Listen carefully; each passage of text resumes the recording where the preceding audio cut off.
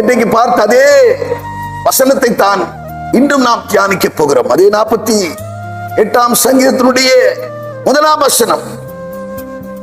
கர்த்தர் பெரியவர், அவர் தமது தேவனுடைய நகரத்திலும் தமது பரிசுத்த பர்வதத்திலும் மிகவும் துதிக்கப்படத்தக்கவர்.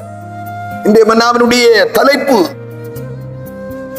நம் கர்த்தர் மிகவும் துதிக்கப்பட தக்கவராயிருக்கிறார், போற்றப்பட தக்கவராயிருக்கிறார், மகிமைப்பட தக்கவராயிருக்கிறார்.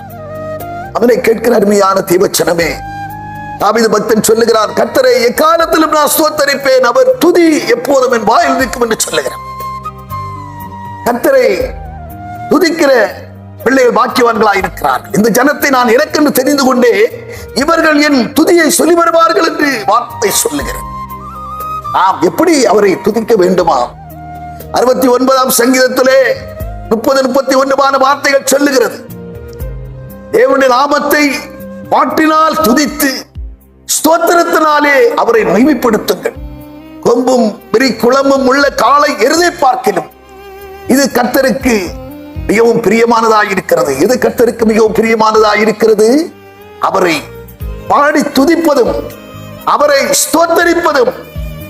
எல்லா பலியை காட்டிலும் ஆண்டவர் விரும்புகிற பலியாயிருக்கிறபடினாலே ஆண்டவரை துதியுங்கள்.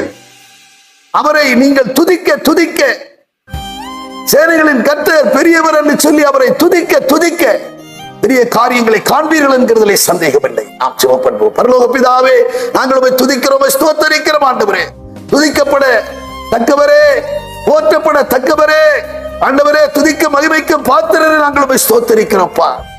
துதி எடுத்தால் சாத்தான் ஓடுவான், ஜெபிக்க மறந்தால் அவன் முறுமுறுத்தால் திரும்பி வருவான் என்று வார்த்தையின்படியாக நாங்கள் ஆண்டவரே ஸ்தோத்திரப்பா, துதிக்க துதிக்க சத்துரு ஆண்டவரே ஸ்தோத்திரப்பா, எங்களை விட்டு புறமுதுகிட்டு ஓட எங்களுக்கு கிருபை செய்யும்படியாக கர்த்தர் அர்ப்பணித்து ஜெபிக்கிறோம். இயேசுவின் நாமத்தில் ஜெபிக்கிறோம் நல்ல பிதாவே.